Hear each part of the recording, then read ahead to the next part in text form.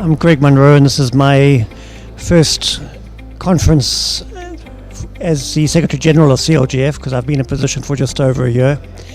I have come into this conference with a little bit of trepidation, and I've been overwhelmingly impressed with the not only the content but the participation of our members. We have over 55 countries represented. We have multiple countries have sent ministers responsible for local government, many mayors, heads of local government associations, private sector, academics. It's been a wide representation, and people have been very engaged in the discussions. I think the strengths of the conference is not only the content of the conference, where there have been plenary sessions and work groups, but also the side events. The highlight for me was a half-day session with mostly the ministers and mayors on the Sustainable Development Goals and the challenges around implementing the Sustainable Development Goals.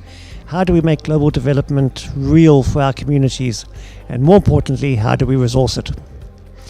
We have also, another highlight for me, we've had the launch of a Commonwealth network of women in local government, which was launched last night in the President of Malta's Palace. We had a video linked to the President.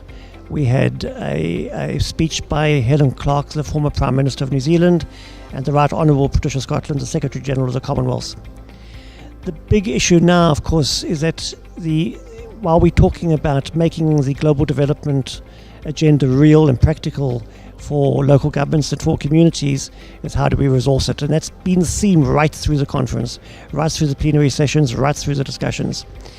The big challenge for us now, as we come towards the end of the conference, is how do we make the outcomes of this conference practical, so that this doesn't end up having been a talk shop where nothing happens and nothing tangible happens.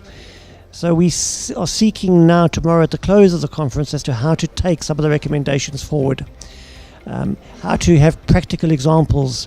And one of the outcomes that will come out of this conference is how do we engage more with the Ministers of Finance, because after all they are the ones that hold the resourcing strings and the finance for many of our countries for development.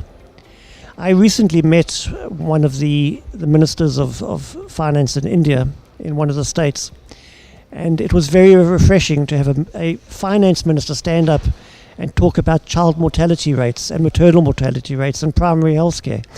And that is what we want our finance ministers to do, to engage with the developmental agenda. So we will be engaging with finance ministers. We'll be seeking ways of doing that. We'll be seeking ways of working with the private sector. We'll be seeking especially ways of working with our communities and civil society.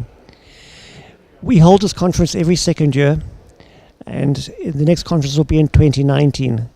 We already have 3 very, very good bids from 3 different members' countries to host the conference in 2019. And in fact, we have another country present here who are wanting to bid for the 2021 conference. And even a non-Commonwealth country is asking if they can bid for our conference. So these conferences, I think, are meaningful for our members, and I really look forward to 2019, if it's as good as 2017 has been.